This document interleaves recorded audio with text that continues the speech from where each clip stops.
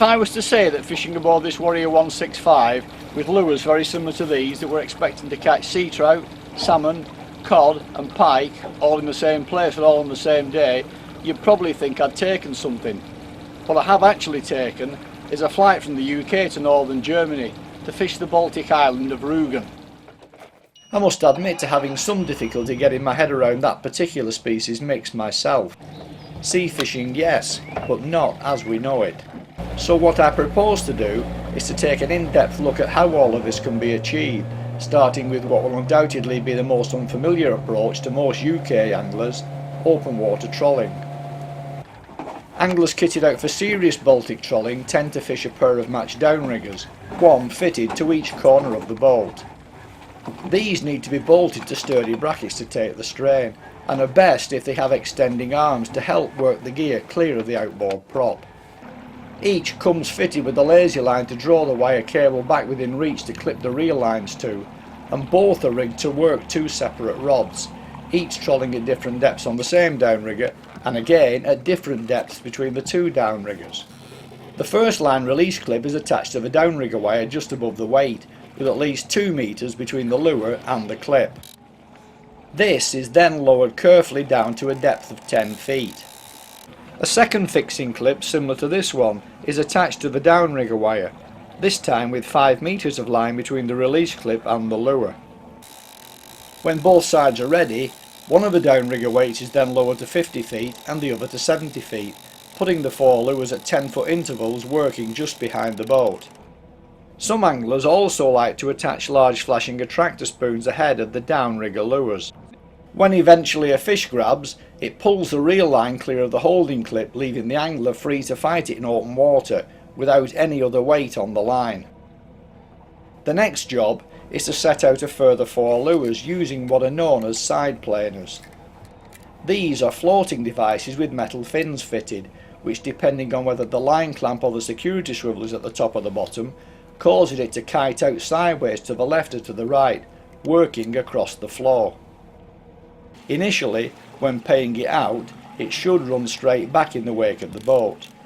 Typically, these are set at 70 and 100 metres away from the boat, with 30 grams of lead on the 100 metre line and 35 grams on the 70 metre line, to get them down and to keep them well separated.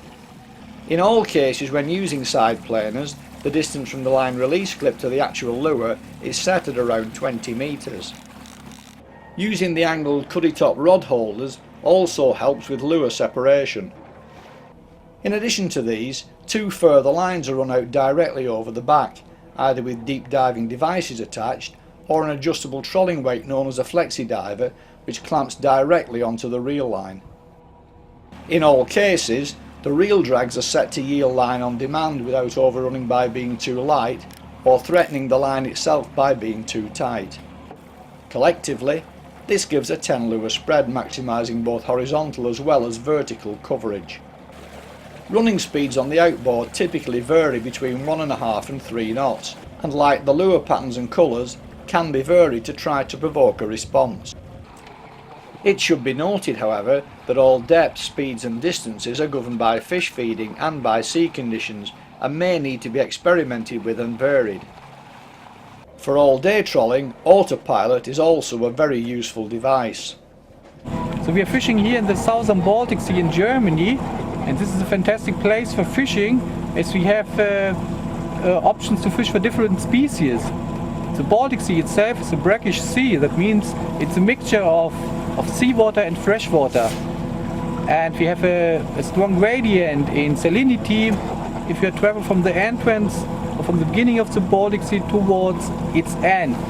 And it means with the salinity gradient you have inhabiting our sea, and we do also have such gradients in a smaller scale here in this part of this southern Baltic Sea. So we have the open Baltic Sea, and we have some more sheltered areas, so inner coastal waters we call them, and along a travel from the inner coastal waters towards the open Baltic Sea, the salinity, for instance, increases slightly, but on this gradient you have a shift in species.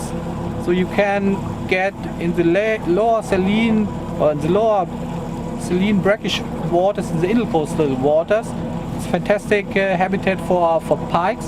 And as soon as you enter the Baltic, the open Baltic Sea, with the slightly higher salinities, so you will find sea trouts, cod, salmon, different species of flatfish, herring, garfish in summertime.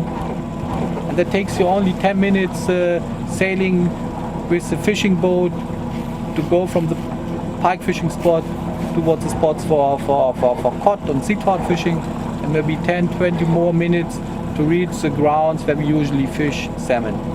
Oh shit, that's a baby. Cod, when they are taken closer to the shore, tend to be at the smaller end of the size range, weighing in typically at maybe a couple of pounds, with the bigger fish in slightly deeper water and out over the wrecks.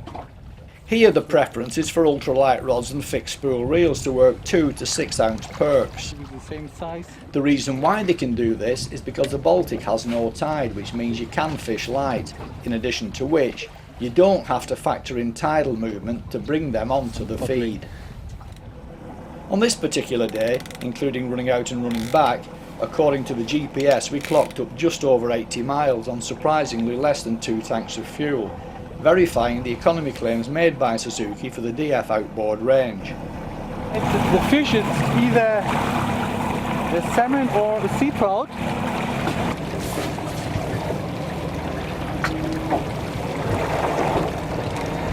Oh, nice.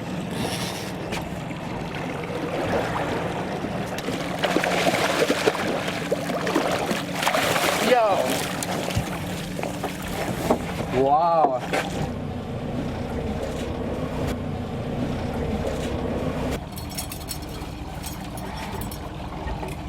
Oh, it was not. It's a nice sea trout, maybe 75 centimeter in length, so 4 to 5 kilo. A beautiful fish, silver fish with loose scale, so he was not going to prepare for the next spawning season, so just eating for herring or feeding on herring and sandeel in the open Baltic Sea. Offshore trolling targets mainly salmon and the bigger sea trout, and is mainly done by running along the 30-metre contour. Closer to shore, smaller sea trout are more abundant, and really close to the shore, usually when casting plugs and weighted soft lures from a drifting boat, you will find most of the pike, which in these parts regularly exceed 20 pounds, with enough 30s on the cards to make that a real possibility too. Good fighter, real good fighter.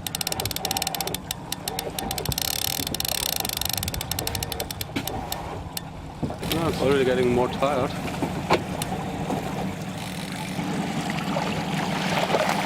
Yeah. Way! Hey, hey, hey! Woo!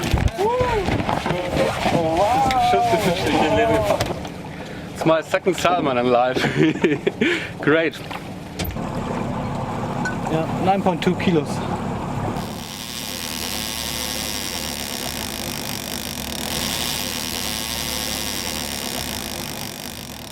Still a long way to go. No, he's running again. But hey! Yes!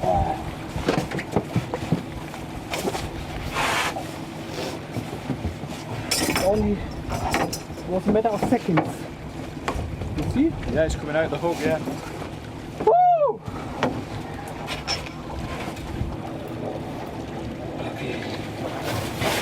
It's yours.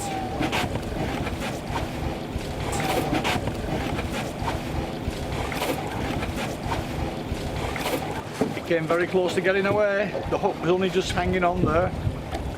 I think another couple of minutes he would have been gone. I think so. Yeah, lovely. So it doesn't really matter if you're a coarse angler, a sea angler or a game angler. This has been the perfect demonstration that the Baltic has actually got something for everyone.